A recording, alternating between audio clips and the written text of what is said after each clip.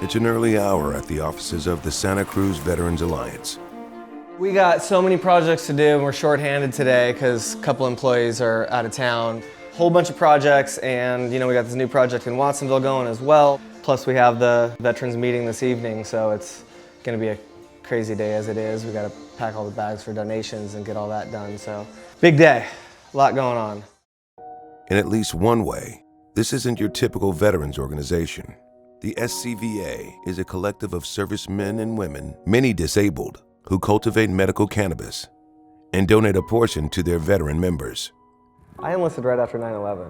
I got out right after I got back from Afghanistan. It was a pretty tough transition.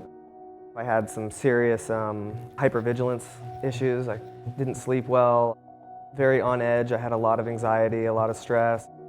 I came up here and started just growing for myself and using the GI Bill to go back to school.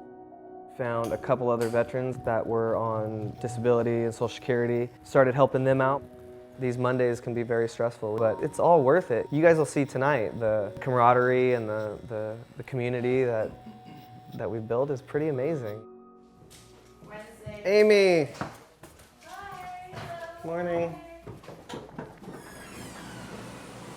This is the part that most people don't do. Actually pay attention to their plants. You have to just walk through and look at them every single day. Number one rule of organic agriculture is just preventative maintenance.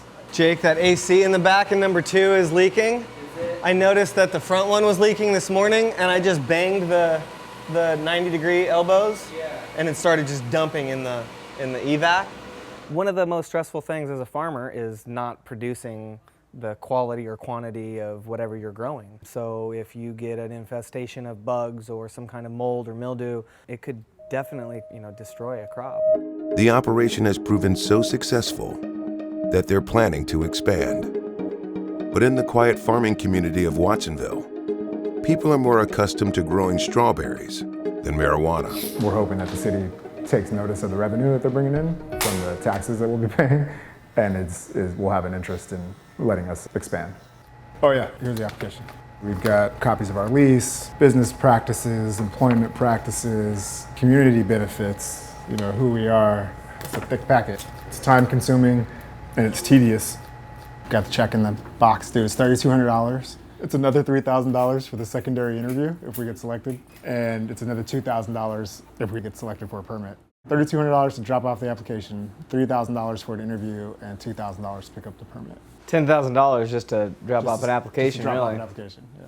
We're in an industry where they know they can charge us whatever they want. What are we gonna say, no? I'd rather work in the black market? Fuck. It's another hurdle. Shep!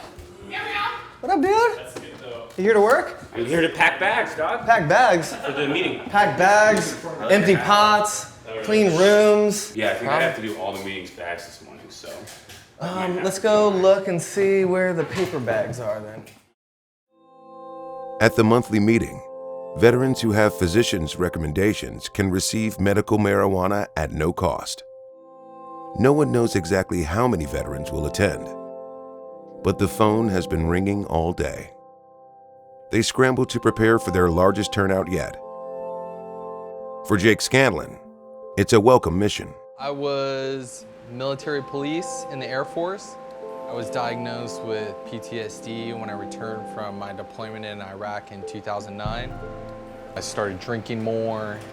I was taking Seroquel for sleep, 3.5 milligrams of Klonopin, and then I was taking 200 milligrams of Zoloft every morning. I almost killed myself a couple times. I had access to firearms that I owned, and I tried shooting myself in my head, straight up, right in front of my fiance now. She just pushed the gun out of my hand. I was at the psych ward for the VA for a little over 10 days. It wasn't too long after that, Jason and Aaron got me out of the situation I was in. There's a huge epidemic going on in the United States. Veteran suicide is somewhere between 20 and 50 a day. If we could reduce the amount of pharmaceutical dependence that some of these veterans are on, we believe we can help fight that number of 20 plus veterans a day killing themselves.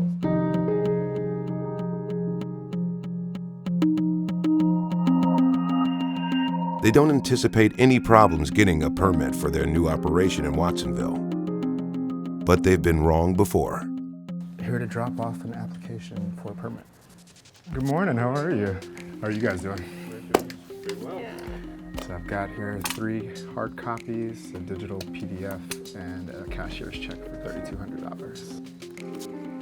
So this is the area that we're talking about building out? This is it, magnified? Are you guys just doing extraction? Is that it? So there's not going to be No any- kitchen, none of that stuff.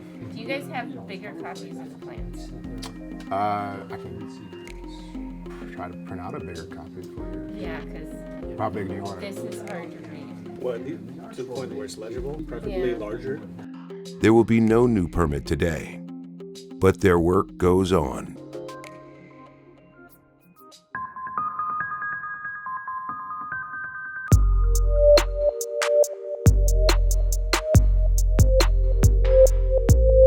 Yeah, we're early enough, I think, that it won't be crazy packed. Yeah, there's already a line forming. Oh, but everyone's parked properly. Yay.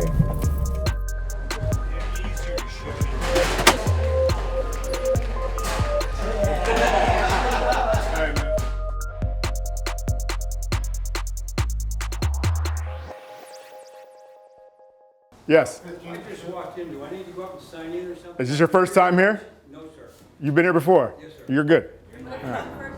This is your first time? Come on up. All right, please. Can you please come up in an orderly fashion? My man in the purple, you're the first. You're starting off. I was discharged in 1946.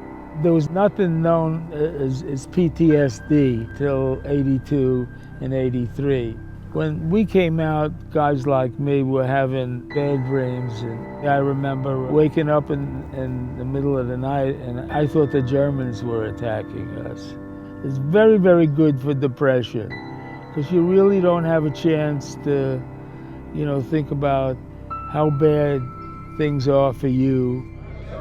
We usually have plenty of donations for our veterans, but it looks like we ran out. We had about 135 veterans already come through, and I think we made 135 bags. So we have a few veterans that are waiting for a donation still. So we sent Seth back to the office to grab some more, and we'll get them here in the next 5 minutes or so.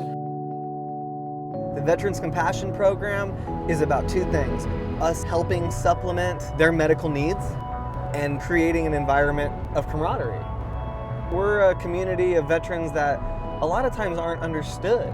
Being able to surround yourself with people who understand you and fellow veterans is essential.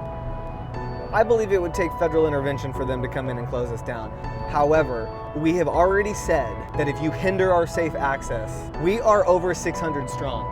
Try and say no to us when we march on your courthouse, when we form up in front of City Hall, in front of the Sheriff's Department. Go ahead and arrest us all and see what happens. Attorney General Jeff Sessions vehemently opposed to marijuana, rescinds legal guidance on the enforcement of marijuana laws, which largely shielded legalized marijuana from federal intervention, unleashing federal prosecutors. These are drug dealers, and you drug dealers are going to prison.